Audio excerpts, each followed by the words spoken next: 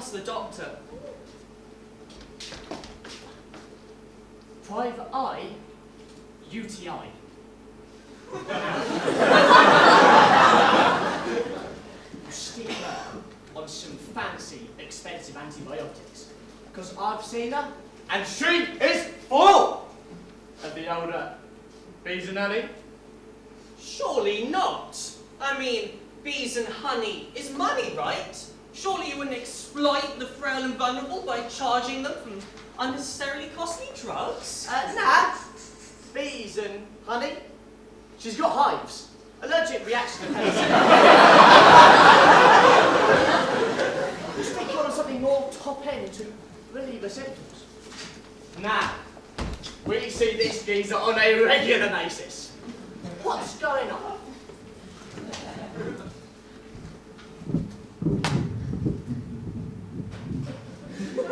Seems his liver's pretty big. Yeah, he's got Tinker Tailor. Liver failure. And what may have caused it? Considering this is a young, homosexual male who enjoys going clubbing with his friends. If I said he's been doing a little too much of the monsters, does that give you a clue? Monsters? Monsters, Inc.? Alcoholic drink! That's it, isn't it? Finally, I'm getting my head around this. Monster trucking, anal fucking!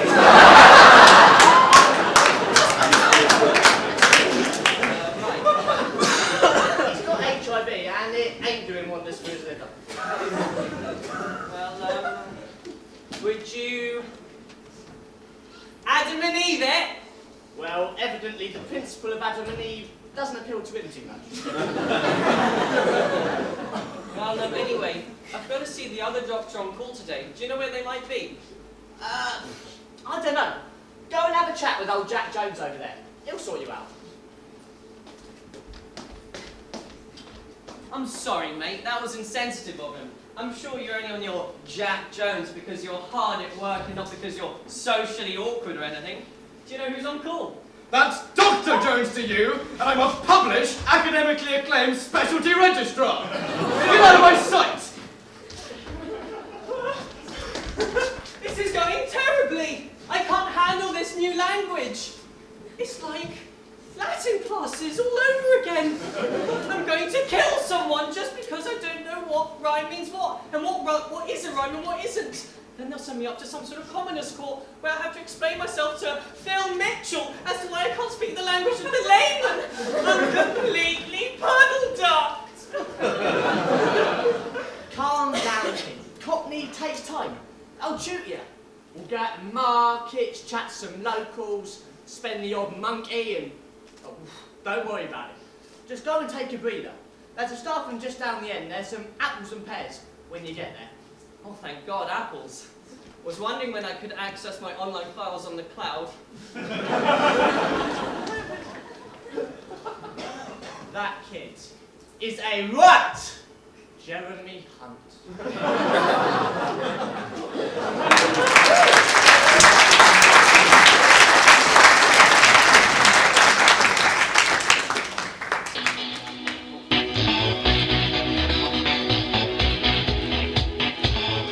Oh, that's naughty, Doctor. I've never been asked for it in that hole before. I'm not like that skank Chantel. Go on then, ease it in. Slowly, gently. Now push deeper, deeper, harder. Oh, Ricky! And that's a polyp. The new series Towie. The only way is endoscopy. Coming soon.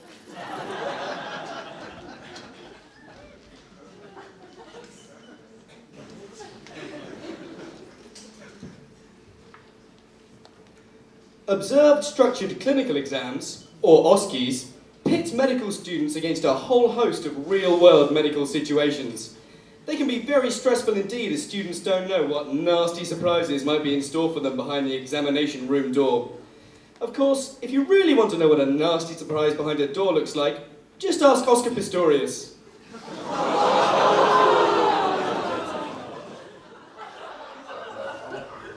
I'm a student too. Well, it's not really volunteering. I mean, I'm being paid £10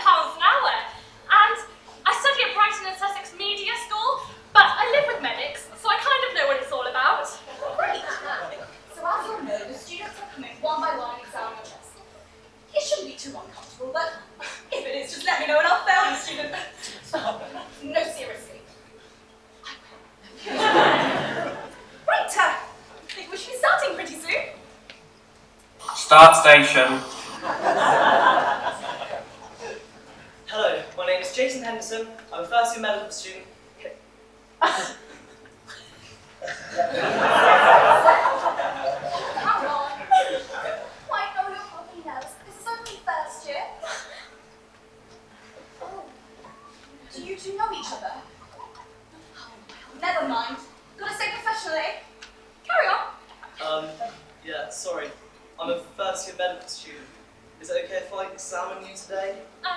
Yeah, that's fine. Can you take your top off?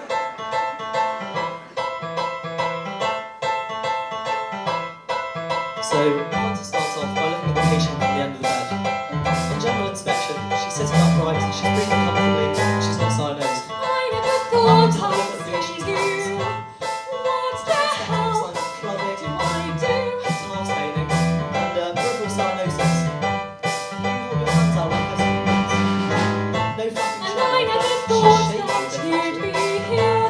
Now When let's take the last patient's radial night pulse. I fucked you. It's about 120 beats per minute. It's rather fast, actually. Now glance at the patient's face. As soon as I Her woke eyes up, start to be I good, was jaw sick. begins, I and the know mouth that. starts to central cyanosis. She's I not don't moving even her remember pulse. a I'm single not going to word. adjust the patient's chest. She's looking for any signs of open surgery, brain, lumps or bumps. I'll be able to examine the patient's response. Maybe he doesn't see that it was me. How can it be that she's here? She just left without words.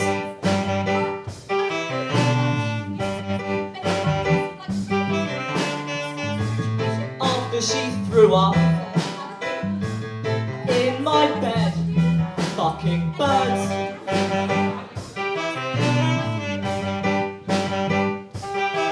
I wanted to pull you, we had drinks, had a dance. If I'd known you'd be here, I'd have skipped that brief romance. We are such sluts, sluts, sluts. We are such sluts, sluts, sluts. You look worse. In the light. Shit, a love bite. So yes, I want to start off by doing a chest x-ray.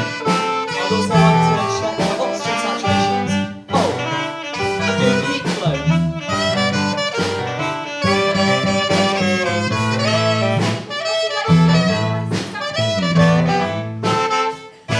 I'd like to thank the patient.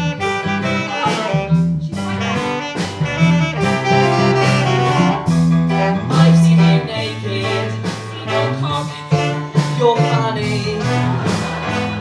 I can't stop remembering the things you did to me. It was good fun, fun, fun. It was good fun, fun, fun. So, you know.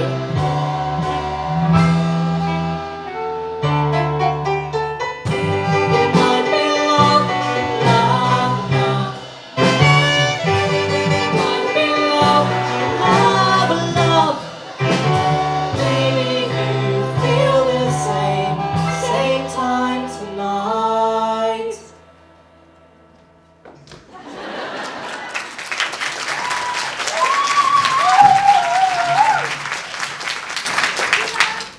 I think he likes you. Oh, I don't know about that. No, really? What did you do to him last night?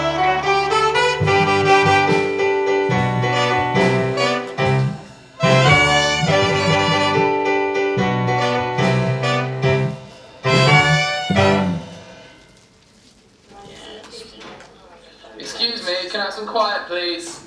Need to dictate my letters. Dear Dr. Green, thank you for referring this peasant twat, this pleasant chap, to my clinic this week following his decision to stop drinking, comma. Unfortunately, he's a bit of a bore when he's not smashed off his tits, and I do miss those cans of special brew he used to bring to our consultations, full stop. I think it's better we restart him on 3 litres of white lightning daily to be taken before bed, and by bed I do mean that bench outside Gala Bingo. I'll see him again in a week's time, full stop. Yours sincerely, Dr. Smith. Upon receiving an offer from medical school, there are certain rituals that a student must perform.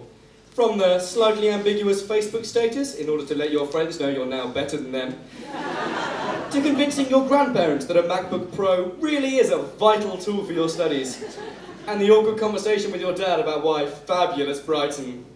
One young medical student learns the importance of one essential medical purchase. OMG, my first stethoscope. 50 of mummy and daddy's pounds, well spent. I'm going to look after her, wear her all different ways, and show her off to all the girls. Here, Litty, Litty. Well, good grief, my name is Littman Classic 2SE, thank you. And by the way, did you have to get your name branded into the back of my head? Surely a collar would do. Remember, a stethoscope is for life, not just a present for getting into medical school. I am an essential arrow to the doctor's bow. I pass on integral information about the patient, a vital tool of the trade. Oh, that's cute. Like a policeman's handcuffs. Yes, indeed, or Jimmy Savile's lollipops. They all start the same. I'm nothing more than an accessory. Paris Hilton's bloody chihuahua, something to bring out at family gatherings to impress his dying grandparents with. But he'll learn I have depth, and we shall become close companions on the medical front line. Sorry, my diaphragm.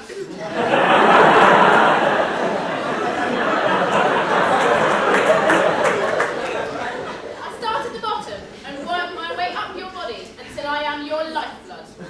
First year, you'll forget about me, stuff me in your bag once the novelty's worn off. I am nothing more than a breathoscope. A what?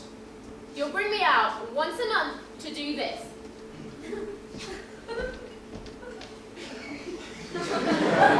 Now tell me, what can you hear?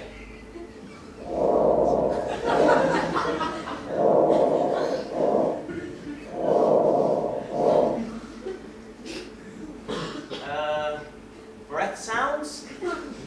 Well done.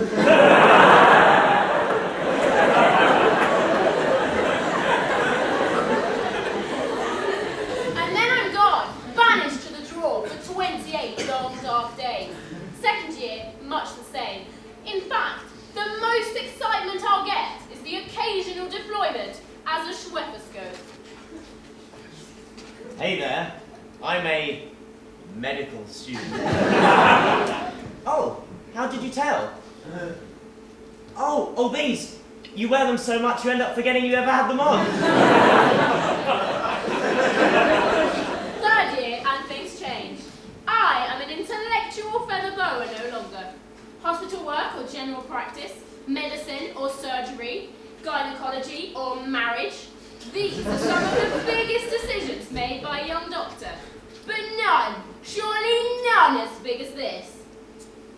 In the pocket or... This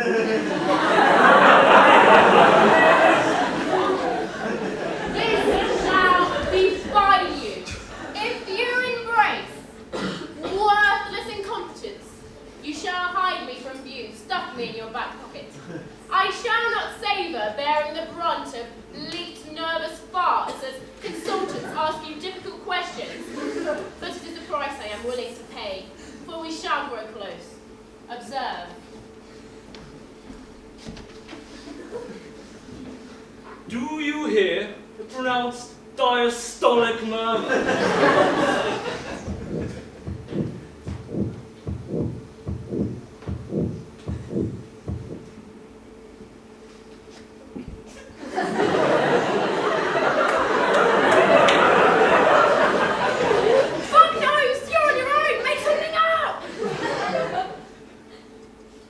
Yes. Well done.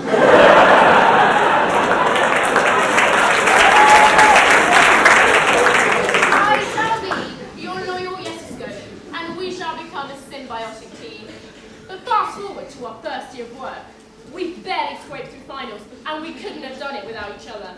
But here we see the end product of that decision made 3 years ago. Because you were wise and humble enough to keep me in your back pocket during those early years, I shall rise and take my place around your neck now the time is right. We shall be happy. The stethoscope, man's best friend! But what about the cocky shits in 3rd year who thought they were ready and clever enough to wear you around the neck, like a real doctor would? 3rd year, their whole life becomes one long ward round. Madness soon follows. Medicine will be their drug, and I shall be their crystal methoscope. And with time, I have no choice but to move up them to the only place that's left.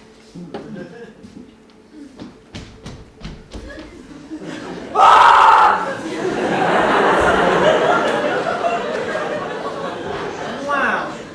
Thanks, stethoscope. So, now we've established I don't really need you until 3rd year, is there any medical equipment that might be, you know, more suitable for a fresher?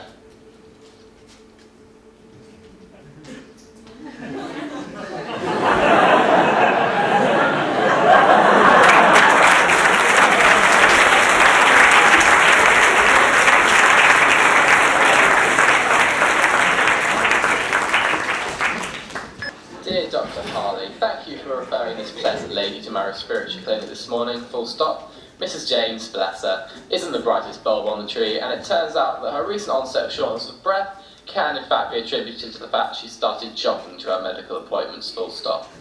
I reassured... Excuse me, Dr. Smith, can I just ask you... Oh, for fuck's sake, I'm recording letters here!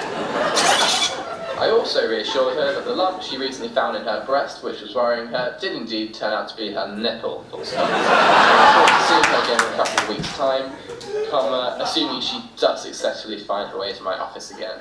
Yours sincerely, Dr. Smith.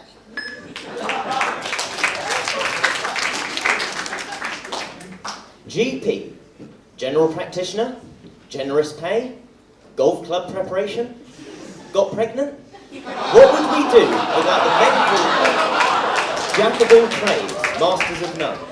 But out in the rolling hills and casual bigotry of the British countryside, some run riot. BBC rogue doctors tries to bring them to justice.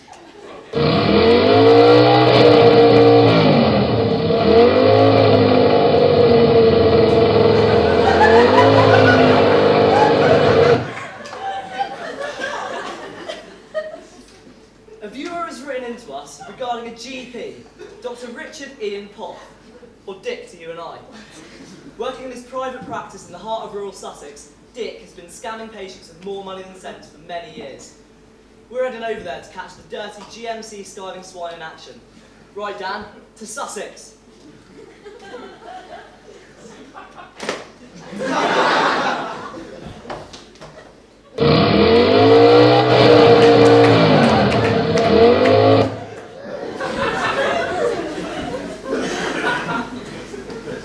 Mrs. Station! Come on in, Mrs. Station.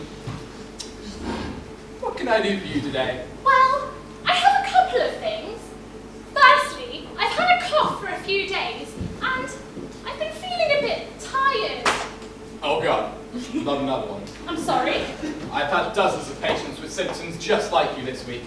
I'm going to have to ask you a few questions. What's your star sign? Pisces? Indeed. Something fishy is going on. And your eldest daughter, recently expelled from private school, yes? Yes, but we did get her that vaccination that you suggested before moving her to the local comp. These